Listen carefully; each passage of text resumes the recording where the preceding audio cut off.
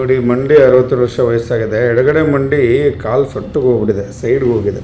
So ಮಾತು injections ತೊಗೊಂಡ್ರೆ ಇನ್ನೊಂದು ನೋಡಿ ಸರ್, ಮಾತು ಇಂಜೆಕ್ಷನ್ ತೊಗೊಂಡ್ರೆ ನೋವು ಕಡಿಮೆ ಆಗುತ್ತೆ, ಬಿಟ್ಟರೆ ಕಾಲು ಸೊಟ್ಕ ನೆಟ್ಕಾಗಲ್ಲ. ಕೆಲವ್ರಿಗೆ ಹೊರಗೆ ಹೋಯ್ತು, ಕೆಲವು ಒಳಗೆ ಬಂದಿರುತ್ತೆ.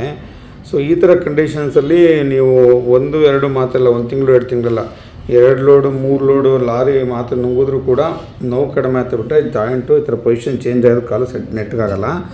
ಸೊ ಯಾಕೆ ಆ ಥರ ಆಗಲ್ಲ ಅಂದರೆ ಬೋನೇ ಚೇಂಜಸ್ ಆಗಿಬಿಡುತ್ತೆ. ನೋಡಿ ತೋರಿಸ್ತೀನಿ ನೋಡಿ, ಬೋನೇ ಈ ಥರ ಸೈಡ್ಗೆ ಈ ಥರ ಶಿಫ್ಟ್ ಆಗಿಬಿಟ್ಟಿದೆ. ಸೊ ಮೂಳೆ ಈ ಥರ ಮಂಡಿನೇ ಸೈಡ್ ಶಿಫ್ಟ್ ಆಗಿಬಿಟ್ಟಿತ್ತು ಅಂತಂದರೆ ಬರೀ ಮಾತ್ರೆಗಳಲ್ಲಿ ಇಂಜೆಕ್ಷನ್ಸಲ್ಲಿ ರೆಡಿ ಮಾಡೋಕ್ಕಾಗಲ್ಲ. ಸೊ ಆ ಥರ ಆಗಿಬಿಡುತ್ತೆ. ಸೊ ಅದು ಪ್ರಾಬ್ಲಮ್ಮು. ಸೊ ಆ ಥರ ಆಗುತ್ತಲ್ಲ ಗೆಳೆಯರೆ. ಆವಾಗ ಏನಾಗುತ್ತೆ, ಒಂದು ವಯಸ್ಸಿನ ಜಾಸ್ತಿ ಸೋದ್ಬಿಡುತ್ತೆ ಮಂಡಿ. ನೋಡಿ, ನಾರ್ಮಲಾಗಿ ಈ ಥರ ಸ್ಮೂತಾಗಿರುತ್ತೆ ಸರ್ಫೇಸ್ಗಳು. ಸೊ ಸ್ವಲ್ಪ ಸವಿತಾ ಇರುತ್ತೆ. ಇದು ಮಾಡಮ್ಮ, ಈ ಥರದ ಜಾಸ್ತಿ ಸೋದ್ಬಿಟ್ಟಿರುತ್ತೆ. ಈ ಥರ ಜಾಸ್ತಿ ಸೋದಾಗ ಮಾತುಗಳ ಇಂಜೆಕ್ಷನ್ ಕಡಿಮೆ ಆಗೋದು ಕಷ್ಟ. ಸೊ ಯಾಕಂದರೆ ಮಾತ್ರೆ ಪವರ್ ಇರ್ತಂಗೆ ಒಂದು 6 ಗಂಟೆ 8 ಗಂಟೆ ಕೆಲಸ ಮಾಡುತ್ತೆ. ಇಂಜೆಕ್ಷನ್ಸ್ ಅಷ್ಟೇ 1 ದಿವಸ 2 ದಿವಸ ಕೆಲಸ ಮಾಡ್ಬೋದು. ಐಡಿಯಲಿ ತೀರಾ ಜಾಸ್ತಿ ಪ್ರಾಬ್ಲಮ್ ಆದವ್ರಿಗೆ ಗ್ರೇಡ್ 4-5 ಅಂತೀವಿ. ಗ್ರೇಡ್ 4-5 ಆದವ್ರಿಗೆ ಐಡಿಯಲಿ ಆಪ್ರೇಷನ್ ಮಾಡಬೇಕಾಗತ್ತೆ.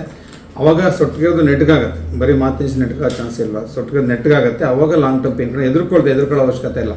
ಊರಲ್ಲಿ ಕೆಲವು ಒಂದು 4 ಜನಕ್ಕೆ 5 ಜನಕ್ಕೆ 10 ಜನಕ್ಕೆ ತೊಂದರೆ ಆಗ್ಬೋದು. ಮಿಕ್ಕಿದವ್ರಿಗೆಲ್ಲ ಚೆನ್ನಾಗಾಗುತ್ತೆ. ಎಲ್ಲ ಅಡ್ವಾನ್ಸ್ಡು ನಮ್ಮ ರಕ್ಷಾ ಹಾಸ್ಪಿಟ್ಲಿ ಅಡ್ವಾನ್ಸ್ಡು ಹೈ ಪ್ರೆಷರ್ ಲಾಮಿನೇಟ್ ಅಂತ ಓಟಿದೆ, ಲ್ಯಾಮಿನರ್ ಓಟಿದೆ, ಬಾಂಬೆ ಲೆವೆಲೆಲ್ಲ ಮಾಡಿದ್ವಿ. ಸೊ ತುಂಬ ಚೆನ್ನಾಗುತ್ತೆ. ಯಾವ ರೀತಿಯ ನೋವಿಗೆ ಎದುರ್ಕೊಳ್ಳೋ ಅವಶ್ಯಕತೆ ಇಲ್ಲ, ಇನ್ಫೆಕ್ಷನ್ಗೆ ಎದುರ್ಕೊಳ್ಳೋ ಅವಶ್ಯಕತೆ ಇಲ್ಲ, ಏನು ಸೈಡ್ ಎಫೆಕ್ಟ್ಸ್ ಆಗುತ್ತೆ ಭಯಪಡೋ ಅವಶ್ಯಕತೆ ಇಲ್ಲ, ಅದು ಜೀವಕ್ಕೆ ಅಪಾಯ ಅದೆಲ್ಲ ಯತ್ನ ಮಾಡೋ ಅವಶ್ಯಕತೆ ಇಲ್ಲ. 76, 86, 90 ವರ್ಷದವರೆಗೆಲ್ಲ ಆಪರೇಷನ್ ಮಾಡಿದ್ವಿ. ಸೊ ಅದೆಲ್ಲ ಭಯಪಡೋ ಅವಶ್ಯಕತೆ ಇಲ್ಲ, ಅದೇನು ತೊಂದರೆ ಇಲ್ಲ. ಏನು ತೊಂದರೆ ಕೆಲವ್ರಿಗೆ ಏನಂತ ಅವರು ಏನಂತಾರೆ, ಪೇಷಂಟ್ಸ್ ಏನು ಮಾಡ್ತಂದ್ರೆ ಹಿಂದ್ಗಡೆ ಮನೆ ರೊಕ್ಕಮನೋ ಪಕ್ಕದ ಮನೆ ಸುಬ್ಬಮ್ಮನೋ ಯಾರೋ ಹೇಳಿದ ಕೇಳ್ಬಿಡ್ತಾರೆ. ಈಗ ನೋಡಿ, ಒಂದು ಎಕ್ಸಾಂಪಲ್ ಅಂದರೆ ಇಲ್ಲಿಂದ ಬೆಂಗಳೂರಿಗೆ ಹೋಗ್ತೀವಿ, ಹೋದಾಗ ಕೆಲವು ಕಾರ್ ಆಕ್ಸಿಡೆಂಟ್ ಆಗಿದೆ, ಕೆಲವು ಕೆಂಪು ಬಸ್ಗಳು ಕೆಸರು ಬಸ್ಗಳು ಆಕ್ಸಿಡೆಂಟ್ ಆಗಿದೆ, ಕೆಲವು ಕೈಕಾಲು ಮುಟ್ಕೊಂಡಿದ್ದಾರೆ, ಕೆಲವು ಪ್ರಾಣಹಾನಿ ಕೂಡ ಸತ್ತು ಹೋಗಿದ್ದಾರೆ. ಮತ್ತು ನಾನು ತುಮಕೂರಿಂದ ಬೆಂಗಳೂರಿಗೆ ಹೋಗೋದೇ ಇಲ್ವಾ? ಯಾವುದೋ ಕೆಲವು ಬಸ್ ಆಕ್ಸಿಡೆಂಟ್ ಆಗ್ತಿರ್ತಿಲ್ಲ ಅಂತಲ್ಲ. ಟಿ ವಿಯವರು ಪೇಪರ್ಲು ಏನು ಮಾಡ್ತಾ ಅದನ್ನೇ ತೋರಿಸ್ತಾರೆ, ಈ ಥರ ಆಕ್ಸಿಡೆಂಟ್ ಆಯ್ತು, ಇವು ಸತ್ತು. ಎಷ್ಟೊಂದು 1000 ಬಸ್ ಓಡ್ತಿದ್ದು 1000 ಜನಕ್ಕೆ ಏನೂ ಆಗಿಲ್ಲ, ಅದನ್ನು ತೋರಿಸಲ್ಲ ಯಾರು, ಅದನ್ನ ಯಾರು ಮಾತಾಡಲ್ಲ ಅಲ್ವಾ? ಸೊ ಇವತ್ತೇ ಬೆಂಗಳೂರಿಗೆ ಎಷ್ಟೊಂದು ವೆಹಿಕಲ್ಸ್ ಓಡಾಡುತ್ತೆ, 1000 ವೆಹಿಕಲ್ಸ್, 10,000, 20,000 ವೆಹಿಕಲ್ಸ್ ಓಡಾಡುತ್ತೆ, ಅದನ್ನ ಯಾರೂ ತೋರಿಸಲ್ಲ.